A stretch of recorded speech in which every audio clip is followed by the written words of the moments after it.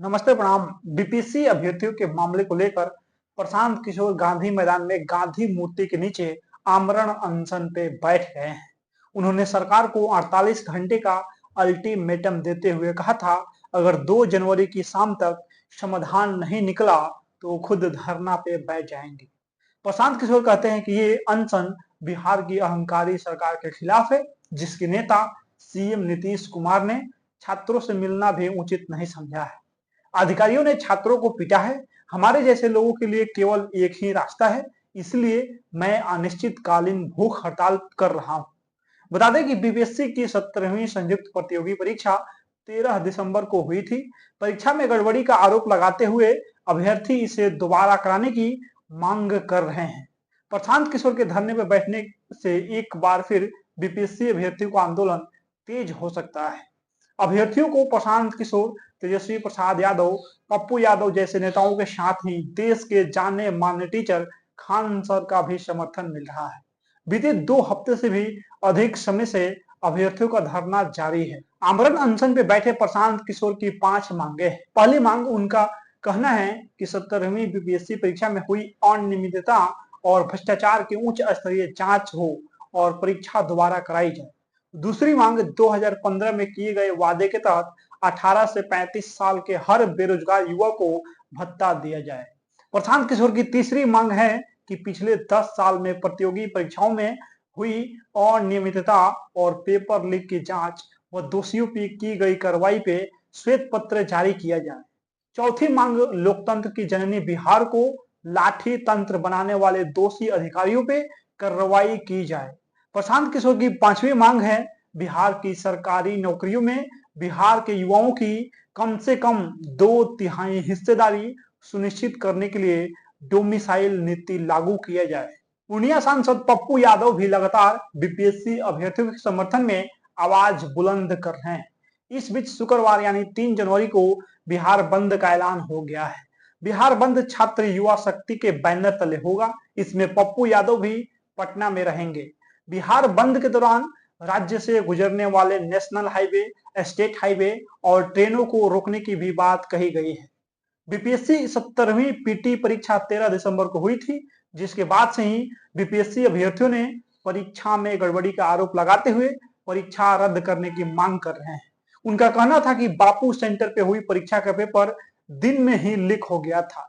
यह लड़ाई केवल बिहार लोक सेवा आयोग से नहीं है, बल्कि उन सभी संस्थानों से है जहां पे भ्रष्टाचार का गहरा कब्जा हो चुका है। कल होने वाले एग्जामिनेशन का कोई अर्थ नहीं है और उसमें अभ्यर्थियों का जाने का कोई उम्मीद भी नहीं है। पुलिस द्वारा लाठीचार्ज और पानी की बौछारों का इस्तेमाल करने के बावजूद अभ्यर्थी प्रदर्शन कर रहे हैं। मुख्यमंत्री दिल्ली में हैं और जब वहां पत्रकारों ने आंदोलन के बारे में सवाल पूछने के लिए उनसे संपर्क किया तो उन्होंने एक भी शब्द नहीं बोला है। प्रदर्शनकारियों का मानना है कि बीपीएससी फिर से परीक्षा कराने का आदेश इसीलिए नहीं दे रहा है क्योंकि करोड़ों रुपए का पहले से ही लेन देन हो चुका है। 13 दिसंबर को हुई परीक्षा के जरिए जिन पदों को भरना था उन्हें बिक्री के लिए रखा गया था। बीपीएससी द्वारा राज्य भर के 900 से अधिक केंद्रों पे आयोजित संयुक्त प्रतियोगी परीक्षा में करीब 5 लाख अभ्यर्थी शामिल हुए थे। पटना के एक परीक्षा केंद्र पे सैकड़ों अभ्यर्थियों ने प्रश्न पत्र लीक होने का आरोप लगाते हुए परीक्षा का बहिष्कार किया है। बीपीएससी ने इसका खंडन करते हुए इसे परीक्षा को रद्द करवाने की एक साजिश बताया था, लेकिन उसने बाद में पटना के बापू परीक्षा केंद्र में इम्तिहान में शामिल हुए 10,000 से अधिक अभ्यर्थियों के लिए फिर से परीक्षा का आदेश भी दे दिया था। प्रदर्शनकारियों का तर्क है कि कुछ अभ्यर्थियों के लिए फिर से परीक्षा कराना समान अवसर के सिद्धांत के खिलाफ होगा और इसीलिए पूरी परीक्षा रद्द कर दी जानी चाहिए और नए सिरे से आयोजित की जानी चाहिए। बिहार की राजधानी में बीपीएससी छात्रों का आंदोलन जोर शोर से चल रहा है। आंदोलन कर रहे बीपीएससी छात्रों की आज मुख्य सचिव से मुलाकात हुई। इस मुलाकात के बाद भाजपा नेता चिराग पासवान का बयान भी सामने आया है, जिसमें उन्होंने दावा किया है कि यह मुलाकात उनकी वजह से हुई है। उन्होंने social media platform x Twitter पे यह जानकारी शेयर किया है। परीक्षार्थियों के 11 सदस्यीय प्रतिनिधित्व मंडल ने मुख्य सचिव से मिलकर 17वीं बिहार लोक सेवा आयोग परीक्षा के संदर्भ में मांग पत्र समर्पित किया है। इसमें पूरी प्रारंभिक परीक्षा को रद्द करने, परीक्षा में अनियमितताएं की उच्च स्तरीय जांच कराने, अभ्यर्थियों के खिलाफ दर्ज मुकदमे वापस लेने, परीक्षार्थियों पे अत्यधिक बल प्रयोग करने में संलिप्त कर्मियों पे कार्रवाई करने तथा दिवंगत सोनू कुमार के परिवार को मुआवजे देने की मांग की है। मांग पत्र समर्पित करने के क्रम में बापू परीक्षा केंद्र के अलावा कुछ अन्य परीक्षा केंद्रों के संबंध में मुद्दे समर्पित किए हैं।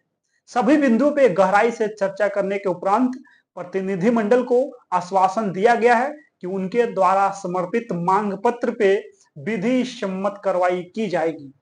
परीक्षार्थियों को यह भी सुझाव दिया गया है कि वे शांति बनाए रखें।